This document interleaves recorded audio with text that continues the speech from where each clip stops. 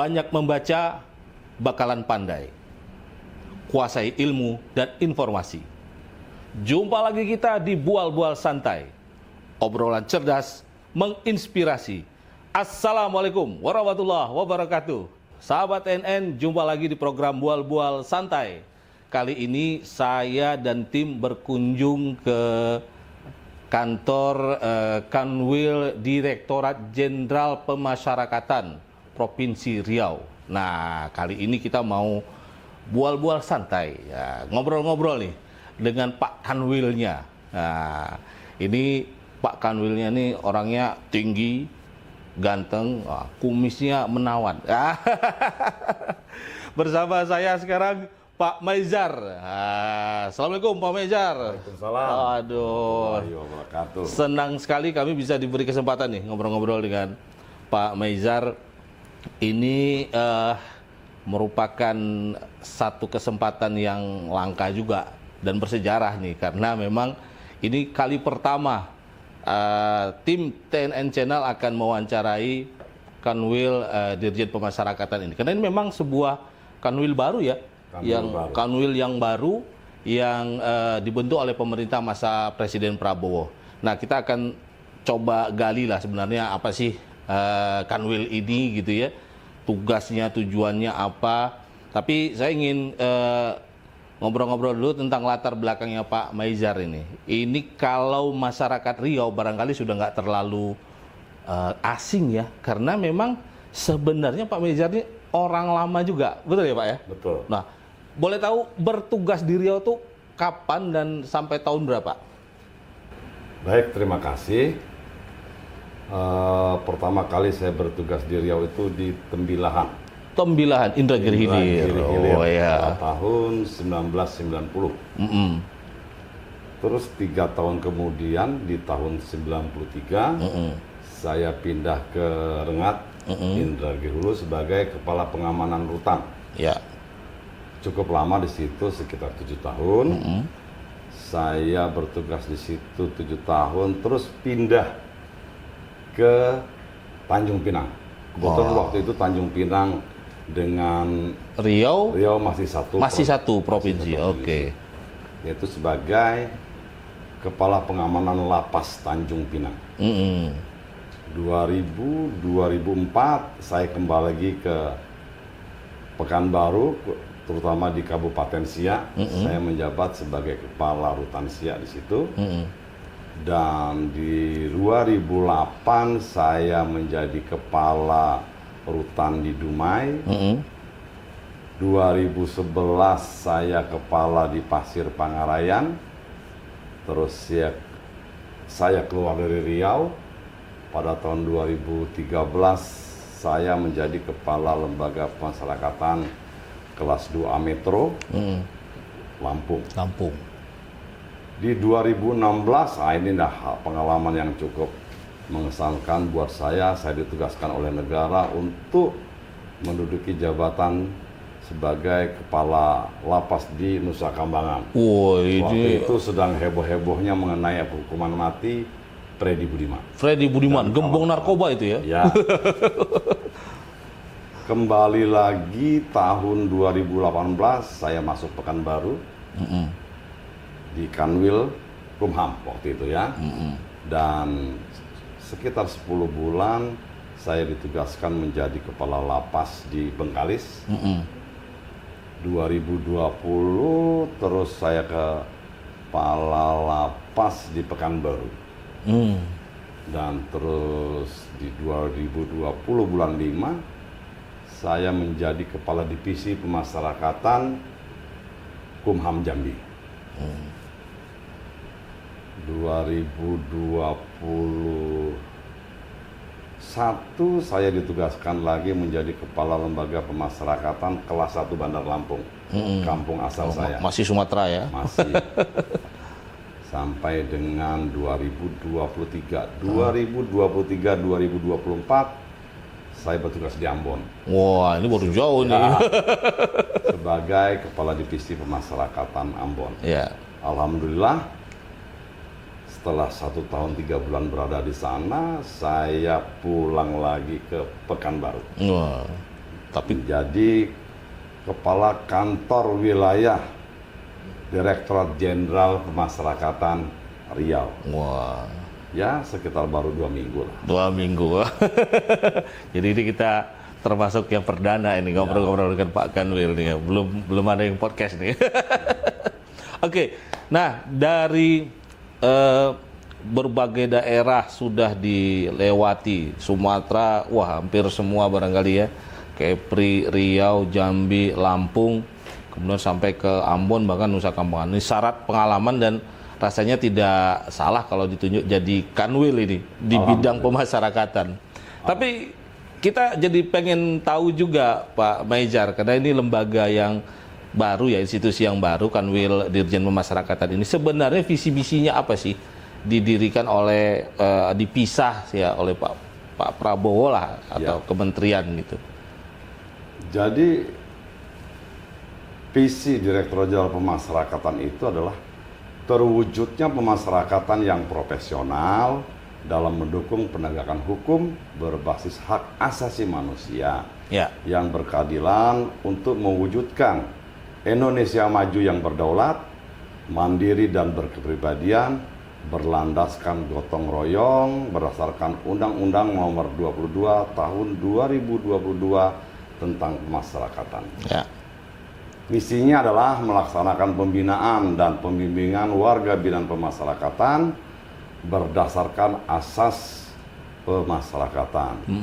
Selanjutnya meningkatkan kualitas pelayanan dan fasilitas di lembaga pemasyarakatan ataupun lapas. Yang ketiga adalah menjalankan kerjasama dengan berbagai pihak untuk mendukung reintegrasi sosial bagi warga binaan pemasyarakatan. Oke, jadi itu misi, visi dan misi Kanwil Dirjen Pemasyarakatan ini. Nah, kalau kita melihat eksistensi lah dari lembaga pemasyarakatan, barangkali di mata orang awam ini kan ya sebagai tempat hukuman ya, tempat menghukum mereka-mereka yang melanggar hukum gitu ya. Nah, kalau Pak Maizar bisa menggambarkan bagaimana kondisi secara umum lah sistem pemasyarakatan kita saat ini sebenarnya? Ya, kalau kita lihat kondisi sekarang ya, artinya perkembangan sistem pemasyarakatan di Indonesia menunjukkan kemajuan yang signifikan. Terutama dalam hal peningkatan kualitas pembinaan, rehabilitasi, dan integrasi bagi WBP. Namun tantangan seperti kelebihan kapasitas di lapas maupun di rutan, serta keterbatasan sumber daya manusia itu yang harus kita atasi. Karena hampir di mana-mana di Indonesia ini sudah overkapasitas. Overkapasitas, termasuk di Riau juga banyak sekali gitu ya. Nah, itu apakah menjadi program prioritas Pak Maizar nih sekarang sebagai Kanwil? Ya, tentunya seperti itu. Jadi kita bagaimana kita bisa menjadi prioritas ya, sesuai dengan akselerasi Pak Menteri ya, akselerasi Menteri Imigrasi dan Pemasyarakatan. Yang pertama yaitu memberantas peredaran narkoba dan pelaku penipuan dengan berbagai modus di lapas dan di rutan. Yang kedua adalah memberdayakan warga binaan untuk mendukung ketahanan pangan. Selanjutnya adalah penguatan dan peningkatan pendayagunaan warga binaan untuk menghasilkan produk UMKM. Ya, narapidana itu di dalam dilatih, dididik untuk bisa menghasilkan sesuatu yang tentunya berguna untuk setelah dia bebas nanti. Terus yang kemudian adalah bantuan sosial kepada keluarga-warga binaan yang kurang mampu dan masyarakat tempatan di area pemasyarakatan. Jadi kita sudah bukan hanya memikirkan narapidana saja, tapi juga kita memerhatikan lingkungan-lingkungan di mana tempatan kita berada, tentunya dengan bantuan sosial tadi. Terus selanjutnya ya itu yang tadi yang kita katakan tadi, bahwa bagaimana kita bisa mengatasi permasalahan overcapacity dan overcrowding dengan tentunya dengan solusi yang komprehensif. Nah, kalau mengatasi overkapasitas ini, apakah pendekatannya harus membangun lapas baru kah atau sebenarnya ada sistem yang bisa diterapkan? Cara kita menanggulangi over kapasitas itu, yang pertama-tama biasanya kita juga meminta kepada aparat terkait, kepolisian, kejaksaan, itu bagaimana proses peradilan itu bisa dipercepat, Ya. ya kan? Yang kedua, yaitu tadi kita memindahkan narapidana itu ke tempat lapas-lapas yang bisa memadai dan bisa menampung yang cukup untuk bisa menempat mereka di sana. Tapi yang lebih penting lagi adalah percepatan penerapan asimilasi dan integrasi bagi WWP yang telah memenuhi persyaratan. Misalkan dia telah menjalankan setengah masa hukuman atau 2/3, jadi dia bisa langsung berada di luar, kan, atau ditempatkan lagi ke lapas-lapas terbuka.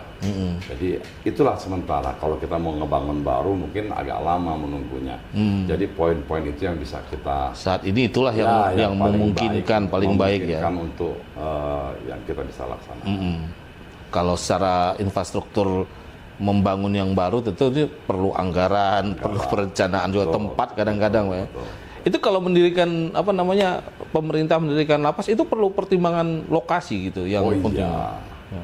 Jadi kalau kita mau mendirikan bangunan itu ya harus ada permintaan dari pemerintah daerah. Jadi pemerintah daerah itu harus menyiapkan tempat. Ya, apalagi biasanya itu dilakukan oleh kabupaten-kabupaten baru yang belum ada lapasnya. Belum ada lapas ya. Kan gitu ya. Pertama, dia harus tidak lahan banjir. Yang kedua, lahannya tidak bermasalah. Yang ketiga adalah dekat dengan aparat penegak hukum. Sehingga apabila terjadi apa-apa, langsung bisa ditangani. Ya, di backup dan ditangani oleh pihak penegak hukum seperti kepolisian maupun TNI. Oke. Nah, kan bicara soal lapas itu salah satu isunya soal keamanan lah pasti ya. Bagaimana memastikan bahwa lapas ini selalu dalam kondisi yang kondusif, karena kan pastilah yang masuk ke situ macam-macam, Pak Maizar ya. Mungkin ada yang kalau mungkin penjahat-penjahat kelas ringan ya nggak terpikir lah, tapi kalau yang kelas kakap ini kan bisa muncul kerusuhan. Di Pekanbaru itu ada, ya kalau lapas Pekanbaru sempat pernah terjadi aksi kerusuhan, kebakaran. Kebetulan saya tinggal dekat situ tuh waktu itu. Di Rutan Silangbungku atau di Gobah? Di Gobah. Kebetulan tinggal dekat situ, malam saya dengar ada suara letusan senjata. Wah, itu yang sampai bakar-bakaran itu Pak Maizar. Nah, itu sempat saya lakukan liputan langsung. Nah, ini untuk keamanan, apa langkah-langkah yang dilakukan pihak pemasyarakatan sekarang yang barangkali ada arahan baru dari Kanwil? Ya seperti pada umumnya di lapas-lapas lain, bahwa pertama itu tentunya strategi penempatan petugas pengamanan, khususnya penjagaan di lapas-lapas maupun di rutan. Jadi dia harus juga melakukan pengawasan dan patroli rutin, ya, kontrol-kontrol blok, keliling-keliling blok, bahkan juga di samping-samping tembok, di lorong-lorong, dengan harapan tidak terjadi apa-apa. Terus juga bukan saja mereka harus kontrol ke keliling-keliling blok, tapi juga petugas juga harus dilatih. Ya, bagaimana cara mengamankan, bagaimana cara strategi dengan jumlah narapidana yang banyak, petugasnya hanya beberapa orang. Mereka juga harus tahu bagaimana menempatkan posisi setiap petugas itu di tempat-tempat yang strategis dan tempat-tempat yang rawan. Terus juga kalaupun petugasnya kurang, kita juga bisa menggunakan CCTV misalnya untuk menambah pengawasan. Nah, yang lebih penting lagi adalah harus melakukan razia rutin secara indentif. Dan juga kita harus bekerja sama dengan pihak aparat penegak hukum lainnya seperti TNI, Polri, minimal mereka ada tiap hari menyambangi lapas rutan. Oh, gitu ya. Jadi pihak kepolisian atau TNI ngontrol, rupanya aman. Mudah-mudahan itulah seterusnya. Jadi selalu melakukan kerjasama dengan pihak aparat penegak hukum. Itulah. Selama ini apa yang mungkin kasus-kasus upaya-upaya orang menyelundupkan itu kan cukup sering, Pak. Nah, cuma kadang-kadang kan misalnya masyarakat merasa kadang-kadang itu kayaknya kok prosedurnya masuk berat gitu. Nah, ini apa yang dilakukan untuk memberikan pemahaman lah ke masyarakat tentang perlunya pengamanan ini? Ya, biasanya di depan pintu portir, kalau kita bilang di depan pintu portir itu ada tulisan.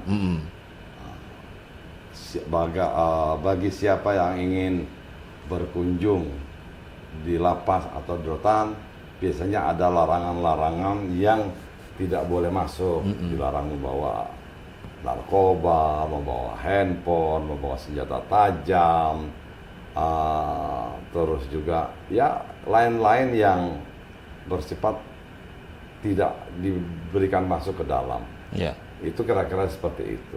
Dan yang jelas kadang-kadang, tapi kok barangnya bisa masuk juga. Nah, itulah tadi. Jadi mereka itu selalu berupaya bagaimana caranya, bila perlu diselundupkan dalam sepatu, ya. Dalam kue kadang ya. Dalam kue. Juga di ikan, dalam nasi kan, nasi bungkus itu, gitu kan. Seolah-olah itu nasi bungkus, tapi dalamnya. Jadi kita harus juga melakukan pengetatan terhadap barang bawaan yang dibawa oleh penghuni. Nah, itu upaya yang harus dilakukan mencegah ya, karena pasti ada upaya-upaya lah yang terus dilakukan dengan berbagai modus. Saya lihat modusnya kadang-kadang luar biasa, yang nggak terpikir sama kita tuh bisa juga dilakukan. Masuk dalam kue, kadang masuk dalam bungkusan coklat gitu ya. Wah, itu luar Indomie. Indomie itu dibuka, dilem kembali gitu kan. Iya. Nah, kalau untuk pelayanan yang dilakukan lah ini terhadap warga binaan, ya sekarang kan mungkin kalau kita mendengar kata penjara atau lapas, ya beberapa tahun terakhir seperti sudah agak bergeser lah ya, bahwa kalau dulu kesannya kan memang tempat yang sangat gimana gitu, tapi sekarang kalau kita lihat ada banyak sekali program-program dilakukan. Nah, di Riau atau di beberapa daerah yang pernah Pak Meizar jadi kepalanya itu, kira-kira apa program-program yang sangat jitu lah untuk membuat, ya harapannya kan warga binaan ini sadar kembali itu dia menjadi lebih baik secara pribadi maupun juga bermanfaat bagi keluarganya gitu. Nah, kira-kira program-program apa yang dilakukan ya sebagai bagian dari peningkatan pelayanan itu? Jadi di lapas itu ada 2 program, ya artinya program pembinaan. Yang pertama pembinaan kepribadian. Ya. Jadi bagaimana caranya agar setiap warga binaan pemasarakatan itu, ya dia merasa punya etikat baik.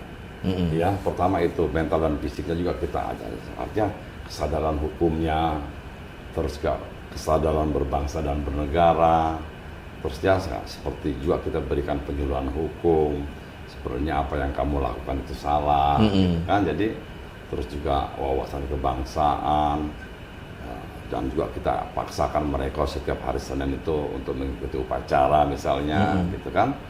Juga di samping itu kesadaran beragama. Ya mungkin selama di luar dia jarang sembahyang, jarang ke gereja. Nah, jadi kita coba untuk diberikan pembinaan di dalam, ya seperti kegiatan mengaji, sholat berjamaah gitu kan, ataupun kegiatan-kegiatan agama lainnya seperti itu. Terus juga kita berikan juga kita punya perpustakaan di dalam, ya. Kita ya tujuannya adalah biar mereka membaca. Di situ kan banyak-banyak buku macam-macam. Jadi supaya mereka bisa menguasai juga, jangan tertinggal dengan dunia luar, kira-kira seperti itu. Kan itu kan salah satu bentuk kemampuan intelektual di situ. Terus juga di samping itu juga narapidana juga diberikan kesehatan jasmani, rohani, dia wajib senam pagi untuk menjaga kebugaran tubuhnya. Nah, terus juga terkait juga dengan yang seperti ada kasus-kasus narkoba gitu kan, kita juga akan memberikan konseling tentang dan Rehabilitasi. ya kan, seperti kegiatan psikologi itu seperti sekarang ini di lapas perempuan itu kita lagi berikan kegiatan rehab sebanyak 100, program pertama ini 120 orang untuk mengikuti rehabilitasi. Ya, khususnya mereka-mereka yang terkait dengan Kecanduan narkoba ya. Terus yang kedua, kalau tadi pembinaan kepribadian, yang kedua pembinaan kemandirian. Nah, jadi pembinaan kemandirian ini selaras dengan akselerasi Menteri Imigrasi dan Pemasyarakatan, di antaranya salah satunya lah program ketahanan pangan. Wah. Yang sedang digencar-gencarkan. Digencar-gencarkan. Ya. Berarti ini nanam di dalam lapas atau di luar lapas? Di luar lapas. Di luar lapas. Dalam dan di luar lapas. Oke. Jadi warga binaan itu sekarang itu sudah mulai dilibatkan dalam kegiatan pertanian dan peternakan. Dan yang terakhir juga kita akan membuatkan mereka seperti batako, pembuatan batako ya, yang menghasilkan sifatnya perekonomian gitu ya. Ya, untuk mendukung ketahanan nasional tadi, sekaligus memberikan keterampilan. Jadi kalau mereka di luar nggak pernah bertani atau bertukang, mereka kita latih. Mereka kita latih dengan keinginan sesuai. Kalau saya bikin pelatihan, kamu maunya apa? Oh, ditanya dulu ya. Ditanya dulu. Jangan sampai nanti dia hobinya pertukangan, suruh nanam jagung. Jadi kita sesuaikan ketahanan pangan dengan kegiatan-kegiatannya. Sementara ini kita lebih gencar untuk ketahanan pangan, juga ketahanan pangan itu yang terkait dengan pertanian dan juga ikan, apa kalau ikan itu apa ya? Perikanan. Perikanan. Ya, budidaya ikan. Budidaya ikan, terus juga pembuatan batako. Nah itu di seluruh Riau itu sudah mulai berjalan, Pak Maizar? Sudah mulai berjalan. Cuman yang sekarang ini akan kita buat lagi adalah pembuatan batako tadi. Oke. Nah, kemarin kita sudah lihat mana jarak antara PLTU dengan lapas atau rekan yang terdekat. Jadi kita akan ambil limbahnya, dari itulah kita coba untuk membuat batako. Nah itu kalau yang di luar syarat mereka bisa mengikuti, apakah seperti tadi sudah harus sekian tahun menjalani masa hukuman diikutkan gitu? Jadi siapa-siapa yang boleh untuk bekerja seperti itu tentunya kan melalui asesmen, ya kan gitu. Ya. Setiap narapidana yang telah menjalani setengah dari masa hukuman, yang bersangkutan bisa diberikan asimilasi, asimilasi bekerja di lingkungan tembok atau pihak ketiga, nah, seperti itu. Oke. Kalau kerjasama yang dilakukan pihak lapas misalnya, ini terbuka nggak untuk siapa saja? Misalnya ada lembaga, institusi boleh masuk nggak? Itu apa saja kira-kira yang harus diperhatikan atau syaratnya itu? Ya, kerjasama dengan pihak ketiga itu bisa dengan pemerintah, dengan Pemda. Kita yang selalu bekerja sama juga dengan Pemda, terutama di bagian BLK. Oke, Dinas Tenaga Kerja ya? Balai Latihan Kerja. Balai Latihan Kerja. Balai Latihan Kerja itu apa yang kita minta ada. Pak, saya mau pelatihan ini. Ya, ada semua di situ. Dan juga pihak-pihak swasta. Ya. Contoh pihak-pihak swasta itu begini, adalah program lanjutan pembinaan. Jadi setelah dia bebas, nanti ada pihak ketiga yang menginginkan, entah pondok pesantren, atau perusahaan-perusahaan swasta yang menginginkan tenaga kerja. Bisa. Seperti itu.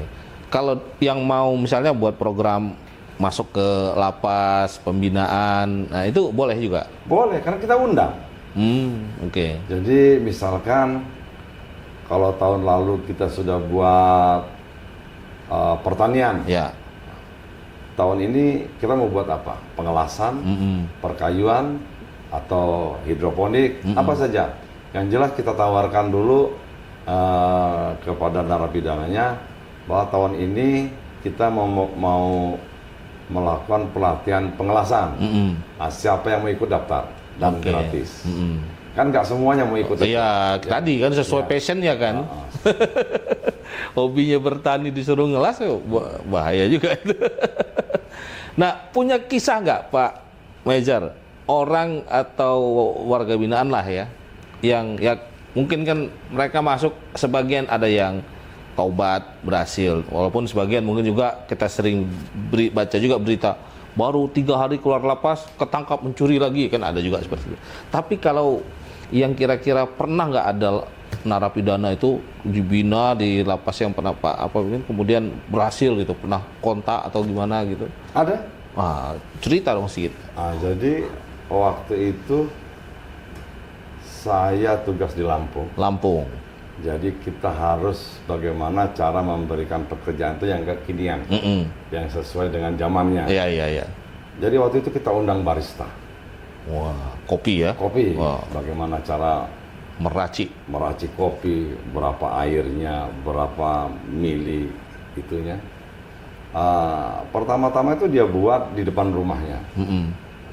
Di depan rumahnya, alhamdulillah dia sekarang sudah punya 7. 7 kok? 7. Sukses ya berarti. Sukses ya.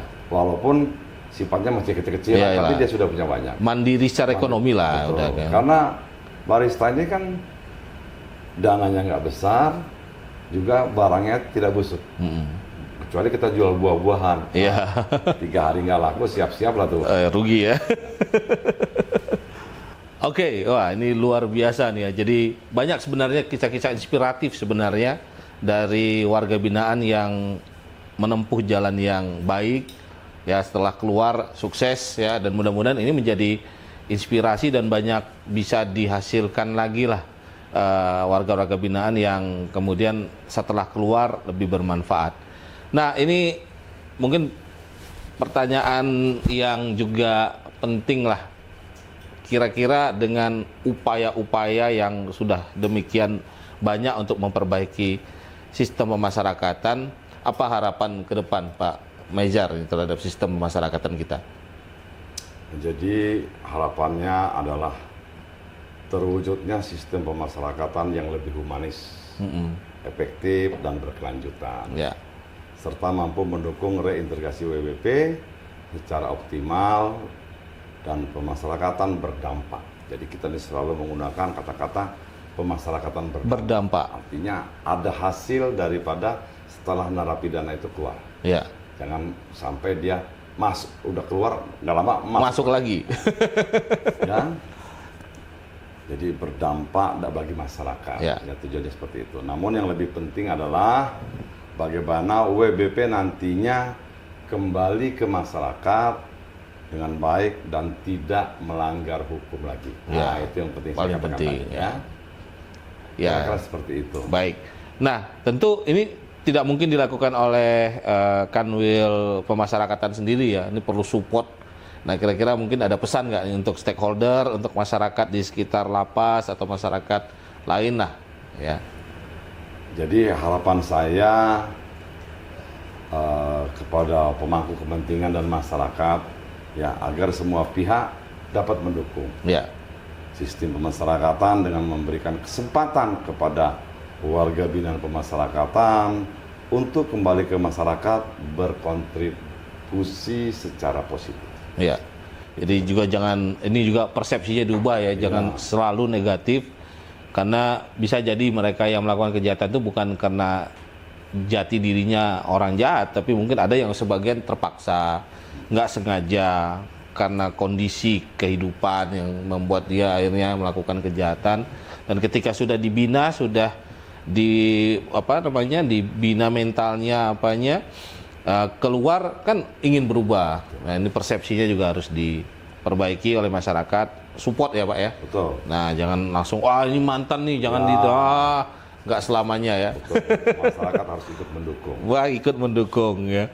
Dan terakhir nih, ke depan kira-kira yang menjadi prioritas utama akan segera dilakukan apa nih Pak Meijar? Ya rencana tindak lanjutnya tentunya kita akan mengevaluasi program yang telah dijalankan, penyusunan strategi baru untuk meningkatkan kualitas pemasyarakatan, serta intensifikasi kerjasama dengan pihak dengan berbagai pihak, tentunya dengan mendukung program-program Menteri Imigrasi dan Pemasyarakatan. Ya, ya. Ini ngomong udah keliling lapas yang ada di Riau sejak 2 minggu ini atau baru berapa? Beberapa lapas yang kita kunjungi. Wah, yang lain dalam perencanaan. Ya. Terakhir kemarin saya ke bagian Siapiapi. Rokan Hilir. Karena di sana diperlukan penanganan khusus karena lapasnya itu kapasitasnya 98, diisi 1080. Waduh, itu berapa? Ya memang kita sedang membangun, sudah ada bangunan barunya. Oh, di Royal sudah ada. Namun belum selesai. Oke. Mudah-mudahan dalam waktu dekat mereka bisa kita pindahkan ke lapas yang baru. Oh ya, mudah-mudahan lah. Iya, tantangan cukup berat nih bakal dijalankan oleh Pak Mejar, tapi kalau lihat dari track record, jejak rekam, pengalamannya, insya Allah ini bisa dijalankan dengan sebaik-baiknya. Mudah-mudahan sukses selalu nih Pak Mejar ya. Baik, sahabat TNN, demikian bual-bual santai kita dengan Pak Mejar, Kepala Kanwil Direktorat Jenderal Pemasyarakatan Provinsi Riau. Nah, mudah-mudahan obrolan kita ini bisa menambah pengetahuan ya dan mendapatkan inspirasi lah bagi sahabat TNN semua. Demikian bual-bual santai kita, sampai jumpa lagi. Assalamualaikum warahmatullahi wabarakatuh.